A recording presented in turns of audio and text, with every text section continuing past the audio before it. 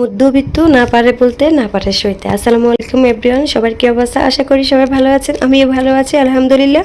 ভাই আমরা মধ্যবিত্ত, আমাদেরকে হিসেব করে চলতে হয়।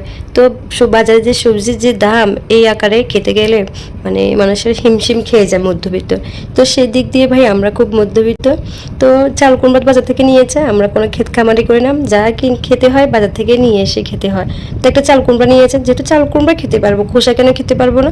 একটা চাল কুমড়া দিয়ে আমি 3টা তরকারি করেছি। কালকে এক তরকারি রান্না করেছি, আজকে 2টা এখানে কুড়িয়ে রেখেছি, দেখাচ্ছি আপনাদেরকে। তো চাল কুমড়ার এই খোসাটা কিন্তু ভাজি করলে অনেক মজা হয়। আপনারা এরকম করে দেখতে পারেন কেমন মজা, সেটা আপনারা ভাজি করলেই বুঝবেন। প্রথমে এরকম আলুর মতন কুচি কুচি করে কুটে নেবেন, তারপরে ওই চাল কুমড়ার খোসার সাথে কয়টা আলু দেবেন, তাহলে মানে একটু স্বাদ হয়। তো ওটা কুটে রেখে এখানে কিছু পেঁয়াজ, রসুন, তারপরে হলুদ, মরিচ, লবণ, মশলা আর শীতল শুটকি আর ইচা শুটকি কিছু অল্প অল্প দিবেন। যদি 2টার মধ্যে একটা থাকে একটা দিবেন, আমার কাছে ছিল সেজন্য আমি 2টাই দিয়েছি।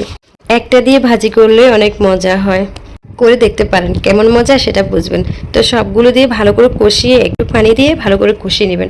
যত মানে কষানোর মধ্যে যত আপনি সময় নিয়ে তরকারি মানে মশলা কষাবেন, ওই তরকারিটা কিন্তু স্বাদ হয়। তো আমি ভালো করে কষিয়ে এখানে চাল কুমড়ার খোসাটা যেটা কুটে রেখেছি এটা দিয়ে দিয়েছে। ভালো করে নেড়ে চেড়ে দেখেন মানে কতটা মানে দেখতে যতটা লোভনীয়, এই চাল কুমড়ার খোসাটা ভাজি করলে তার চেয়ে দ্বিগুণ মানে মজা হয়। একবার আমার রেসিপিটা দেখে একবার ভাজি করে দেখবেন।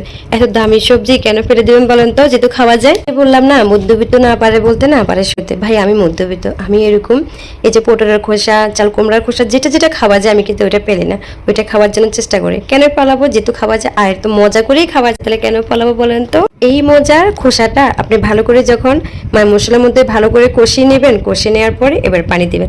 পানি দেওয়ার পরে 30 মিনিট আপনি ঢেকে দিবেন। ঢেকে দেওয়ার পরে আপনারা কিন্তু এই চাল কুমড়ার খোসা কিন্তু হয়ে যাবে। এত মজা করে ভাত খাওয়া যায়, আপনার অন্য কিছু লাগে না। আর আপনাকে বলছি যে আমার ভিডিও দেখছেন, 30 মিনিট লাগে না 20 মিনিট লাগে, সেটা আপনি যেহেতু একজন গৃহিণী, আপনি যখন রান্না করবেন পানি কতটুকু দেবেন সেটার উপর নির্ভর করবে আপনার কতটুকু টাইম লাগে। তো আমার আইডিয়া করে আপনাদেরকে বলেছে 30 মিনিট লাগে। আপনি যখন গৃহিণী রান্না করতে যাবেন তখন কতক্ষণ সময় লাগবে সেটা আপনিই বলতে পারবেন। যেহেতু এই রান্নাটা একদম সিম্পল, শুধু সাধারণ রান্না যেভাবে করি, আলু ভাজি যেভাবে করি ওইভাবে আপনি কিন্তু এই রান্নাটা করতে যখন যাবেন তখন কিন্তু ঠিকই পারবেন। একবার করে দেখবেন, এই রান্নাটা কিন্তু অনেক মজা। এই ভাজি দিয়ে যখন ভাত খাবেন না তখন মাছ মাংস লাগবে না, এই ভাজি দিয়ে 1 প্লেট ভাত খেতে পারবেন। কি ভাবছেন আমার ভিডিওটা দেখে এটা খাওয়া যায় আর এই নাটে ফেলে দেবো? এই ভিডিওটা থেকে কিন্তু এই ভুলটা আর করবেন না, এই চাল কুমড়ার খোসা আর ফেলবেন না। আর ইস বলার আগে একবার নিচে ভাজি করে দেখবেন, তখন ইসটা আর আসে কিনা দেখবেন। আর অবশ্যই এই ভুলটা করবেন না, ফেলে দেবেন না কিন্তু। আর কথা বলতে বলতে আমার পুরো ভাজিটা হয়ে গেছে, একদম এরকম শুকনা করে ফেলবেন। ভিডিওটা যদি ভালো লাগে অবশ্যই একটা লাইক করবেন, আর পরবর্তী কোনো ভিডিও দেখার জন্য একটু ফলো দেবেন। সবাই ভালো থাকবেন, আল্লাহ হাফেজ, থ্যাংকস ফর ওয়াচিং।